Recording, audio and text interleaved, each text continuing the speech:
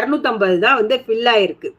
மீதி 261 சீட் வந்து அப்படியே இருக்கு. பிடிஎஸ்ல பார்த்தீங்கன்னா அதுக்கப்புறம் இந்த தனலட்சுமி தெலுங்கு மைனாரிட்டியில தான் வந்து 67 சீட் வந்து ஃபில் ஆகாம இருக்கு.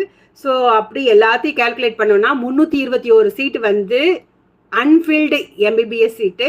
இது எந்த கோட்டால இருக்குன்னா என்ஆர்ஐல. இப்போ இந்த என்ஆர்ஐ வந்து ஏற்கனவே வந்து ஒரே ஒரு இதை மட்டும் நல்லா கவனிச்சுக்கோங்க. என்ஆர்ஐல வந்து மறுபடியும் என்ன பண்ணணும்னா ஆல்ரெடி நீங்கள் அப்ளை பண்ணி உங்களுடைய ரேங்க் லிஸ்ட்ல வந்து பேர் இருக்கணும்.